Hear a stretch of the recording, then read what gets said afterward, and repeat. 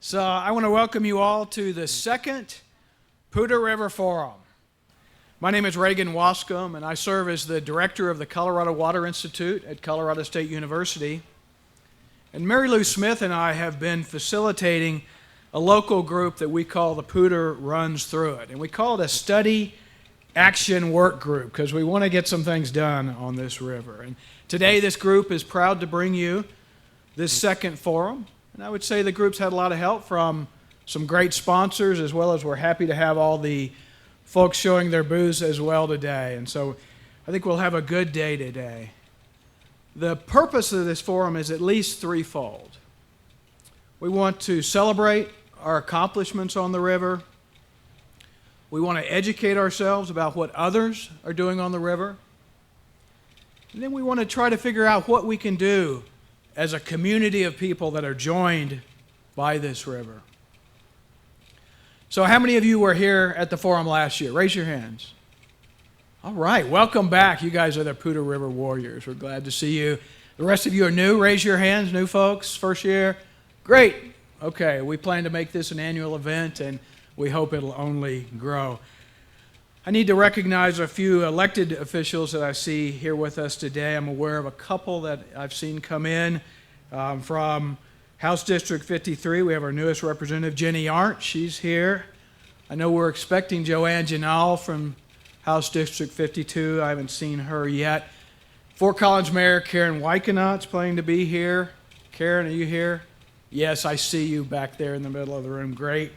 From Greeley, we're going to have the Vice Chairman of the City of Greeley Water and Sewer Board, Mick Todd. If you're here, Mick, raise your hand.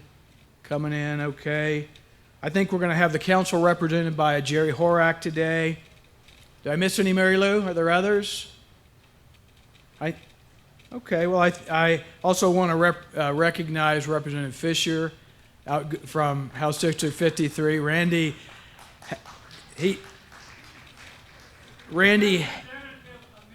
there you go, Representative Emeritus Fisher. Well, Randy hasn't completely hung up his hat from public service yet. He'll be facilitating one of our panels later today. And we're also honored, I believe, I think I saw him, Governor Hickenlooper's Special Advisor for Water and the Chair of the Interbasin Compact Committee, John Stolp. John? Yeah, thank you, John. I go to a lot of water meetings in this state, and I always see John there. So, he doesn't take a day off, I don't think. Hey, let's recognize all of these public servants. They're doing great work for us. Thank you guys, really. And welcome to everybody here this morning. Today, our theme of the forum is One River, Many Voices. The idea being we have one river, the Cache la Poudre River, that flows through us, but we're many voices. We represent diverse communities from the headwaters down through LaPorte, Fort Collins, Timnath, Windsor, all the way out to Greeley. We represent diverse voices in terms of our values as well. Many of us value the river for the agriculture and the food that it brings us. Others love it for the recreation that it affords to us. Some praise the great beer that the river allows us to brew. And I think all of us are dependent on the drinking water that our utilities serve up to us that's diverted from the Poudre. I think most of the folks in the room are concerned about the health of this river, and we want to see it improved. So in 2011, when the Colorado Water Institute at Colorado State University first convened the community on the topic of the Poudre River, we heard loud and clear from citizens. Sure, we have differences of opinions about things like storage projects and how we grow this community, but almost everybody said that they value both a healthy river and what the working river brings to us, the food, the drinking water, the livelihoods that we have here. We also heard from citizens in 2011 that they want more dialogue about the river, and they want more opportunities to learn and to understand how the river works and how it's administered and what we need to do to protect its health. And so in 2012, we established what we call the Poudre Runs Through It Study Action Work Group. And for the second year in a row, this group is bringing you this forum not just to talk about what they're doing, but for us to all talk about what's going on here on the river. What can we learn from each other? What are the various groups doing? And then how do we commit to this idea of a working river that's also a healthy river? Now, I think most of you in the room have probably heard something about the Colorado Water Plan. And Representative Fisher, who's with us here today, last summer he took a group of legislators around the state to get input from citizens. What should this water plan look like? And Randy, you'll be hearing from him today about one of the big concerns that we think he heard pretty consistently across the state. Now, the Colorado Water Plan, as it's drafted and probably as it will be finalized, it's not going to give us a fixed blueprint for how we should manage water in Colorado over the next 30 or 40 years. It will say that we should have healthy rivers. It will say that we should preserve agriculture. It will say that conservation is important, but that we have to build storage and we have to do it in a way that protects the environment. But what the Colorado Water Plan will not say is exactly how we do this. It will not give us the details on how we improve the health of our rivers, and it's not going to prescribe how we work through existing barriers to things like cities and farmers sharing water. And I don't think it's even going to tell us how to build storage without it harming the environment. We have to figure this out locally, a lot of it, and that's what we're here to talk about today. So some of you in this room I know have expressed some skepticism to me about the water plan. I think others of you believe it's a start, a good start. My hope is that it's a process that we'll be engaged in for years to come. What we do know is that if we as citizens of our watersheds want to have a say in the future of our rivers, if we, the folks in this community, want to have a say in the future of the Poudre River, we have to come together and we have to listen to each other. We have to figure out how to protect and improve the health of the Poudre while respecting the private property rights that farmers and business and municipalities and industry have to divert water from the river. So we have one river, but we are many voices. And if we want to positively influence the future of the Poudre, I think the question before us is, can we come together and can we be more effective, not in spite of, but perhaps because of this diversity of voices?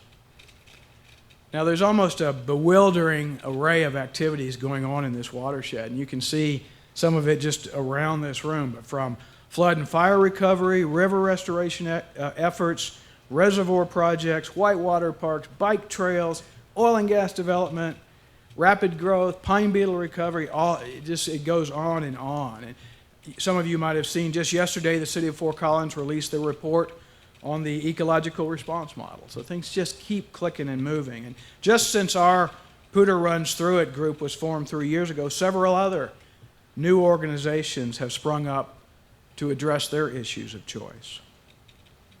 So none of these problems are easy. We live in an increasingly complex world with more people, strained resources, a faster pace. And I think that more and more we are realizing that science can give us some of the answers, but most often the resolution of our problems boils down to the reconciliation of our values rather than just the science. And I would say a timely example of what's before us here in this community is the reservoir projects proposed for the Poudre, the Northern Integrated Supply Project, the Halligan Expansion project, the Seaman Expansion project. You all may have seen in the news just a couple of weeks ago that the approval process for the Halligan and Seaman projects initially joined together are now being separated because the Halligan process is further along than Seaman. Later today, we'll be getting a primer on how the permitting process will work for these projects and how far along they are, each of the projects are. You all have probably heard recently that the draft supplemental EIS for the NISP project, the Northern Integrated Supply Project that includes both Gale and Glade and Gailton reservoirs has been delayed again. We're thinking perhaps June of this year, but maybe we'll learn a bit more this afternoon about that. But once that EIS hits the streets, a public process will begin again. And that's important. But the way that the NEPA process is set up, the public input comes more in the form of the project proponents and the project opponents stating their opinions, whether they agree or disagree with the way that the Army Corps has interpreted the models and the data and the impacts. And unfortunately, it can tend to polarize us rather than bringing us together. And I think that until we figure out as a society how to have both meaningful and respectful dialogue on these difficult issues, we won't get that far in addressing our polarization. So at a recent Poudre River World Cafe put on by the Center for Collaborative Conservation at Colorado State University, the question was posed to us: how can we weave together the disparate values such as dollars, ecosystem services, water rights, community sustainability, and spiritual values? Well, they didn't quite answer that question at that one meeting. I think it'll take a while for us to do that. But again, that's our theme today. One river, many voices. Can we come together to listen, to learn, to find common ground, and then work together for the good of the river and for the people that depend upon it? So today, at this forum, I think we have an opportunity, all of us, to open our minds and to listen to the points that are made that we agree with, and to listen to the points that may seem strange to us. We can listen with curiosity and a willingness to stretch a bit. I think the only way the Colorado Water Plan is going to help us solve our water problems is that if we, as citizens, determine to reach out across the polarization to those who think differently from us and help us as a community craft solutions that meet multiple needs, multiple objectives. We're many voices, we're one river. It's not going to be easy coming together to solve Colorado's water scarcity problems. We know that. As Mary Lou likes to say, it's not kumbaya, but it's hard work, but we're up to it. So let's jump in, let's get going. What are we going to be covering today? First, we're going to jump into this difficult topic of, if we're going to grow, how can we grow in a water-smart way? We don't necessarily have control over who moves here, but can we have some control over how we influence growth, at least from a water perspective? Over lunch, we're going to hear stories of cooperation between river lovers and water rights owners who've learned how to bring their values together in various places around the state. And as I said earlier, this afternoon we'll get a brief but hopefully comprehensive snapshot of the permitting process that Halligan and Seaman and NISP are going through. Then after that, we'll hear what's happening along the urban corridor from Fort Collins down to Greeley. And then last, I think we're going to have a pretty lively panel, a group of ag, business, and environmental folks sharing the inside scoop on what's happening on the river in terms of buying and selling water. So, we've got the dairy industry blowing up out in Weld County, oil and gas, pressures on ag producers to sell water for local development as well as for growing cities to the south of us. So how's that driving the water markets? That's going to be interesting to hear.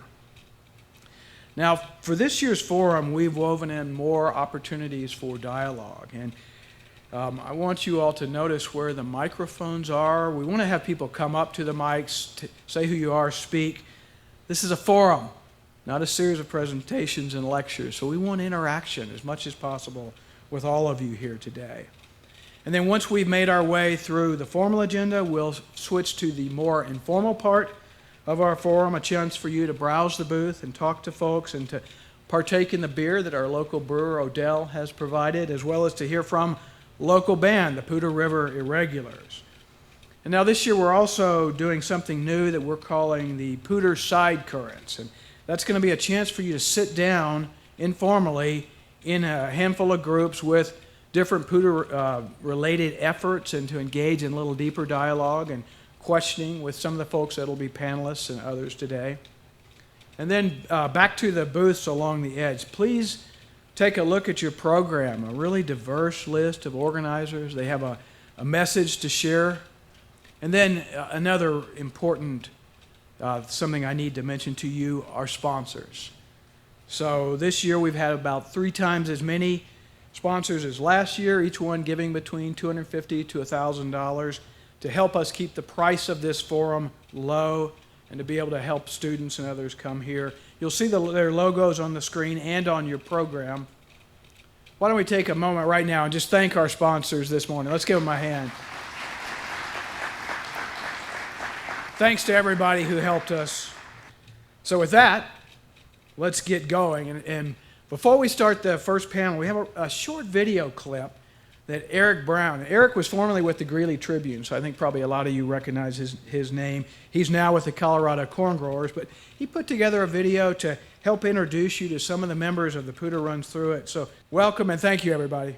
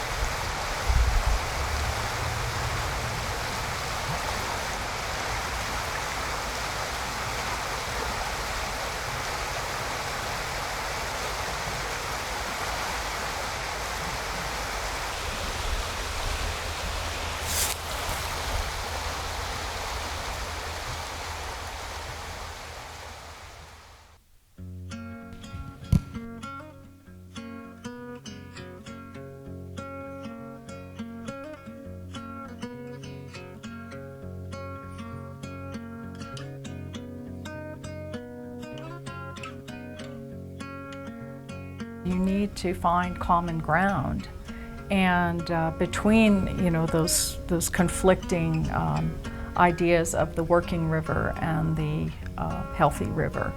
And so to the extent you bring the right people in the room, you can start to make things happen.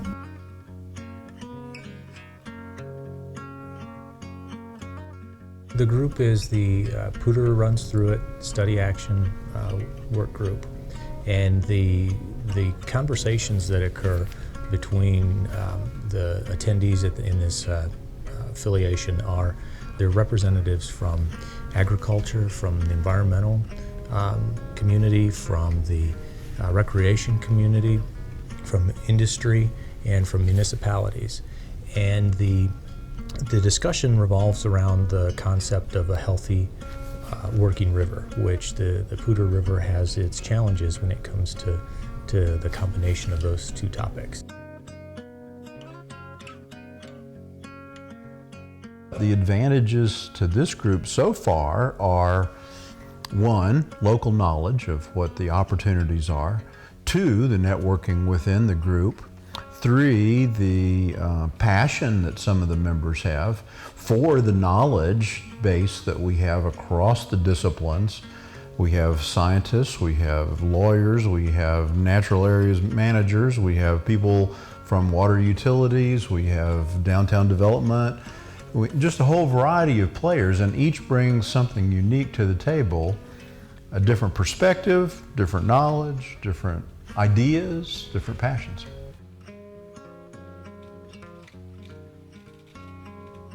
The group has been successful already, in my opinion, at doing several things.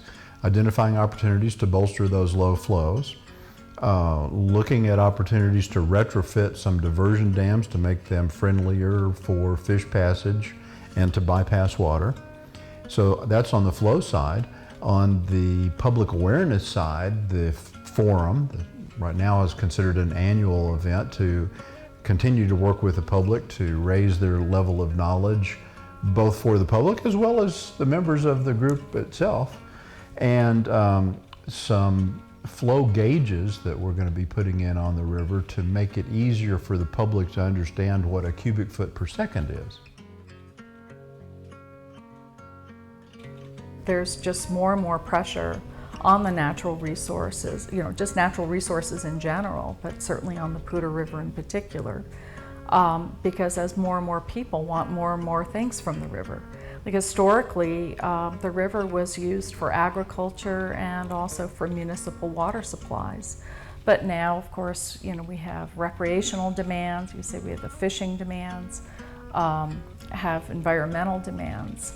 So, these just, there's more and more needs that need to be met. Population is increasing in and around the basin, and what does that mean in terms of how we use the river, how we get what we need from the river, but keep what we love about the river.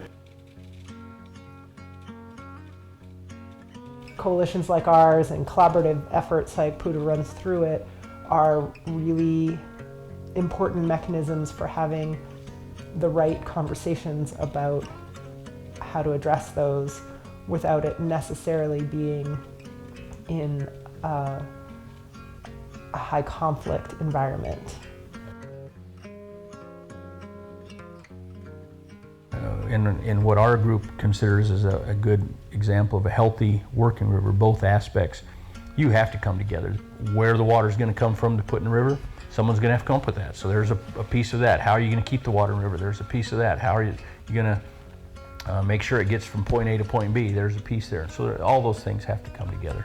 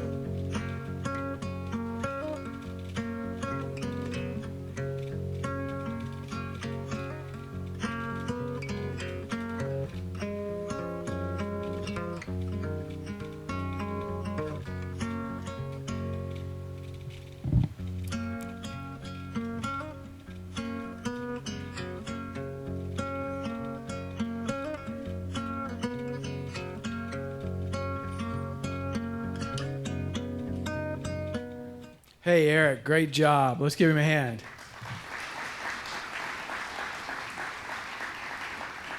Okay, so I want to introduce my colleague, Mary Lou Smith, who works at the Colorado Water Institute with me. And all of these things always have somebody behind the scenes that really does the work, right? There's the people out front and then the workers. And that's Mary Lou. She's facilitated our Poudre Runs Through It group, and she's helped pull this thing together. So please help me welcome and thank Mary Lou. Thanks, Reagan. I am so proud of the Poudre Runs Through It Study Action Work Group and what Eric has done to show you what the group is doing. You'll notice all of their names are in an insert inside your program. Take a look at that. We're a very, very diverse group, and we represent, or at least we are affiliated with, a number of different organizations. So take a look at that as well. We have all of our meetings summarized on our website, and we have all of our presentations summarized on our website. So do take a look at the website, and you can learn a great deal about what our challenges are and how we're trying to work together to meet them by looking at that website. You notice that Eric Brown's piece talked about the fact that in 2011, the Colorado Water Institute, the Community Foundation of Northern Colorado, and University Connections came together to put on that first series of programs about the Poudre River. And we have with us today a member of the Poudre Runs Through It Study Action Work Group who was part of the inspiration behind that series and therefore then where we are today. And I would like Jim Reedhead to give us a big wave over there. Some of you may know Jim has had some health problems in recent months, and we're just awfully glad he could be here with us today.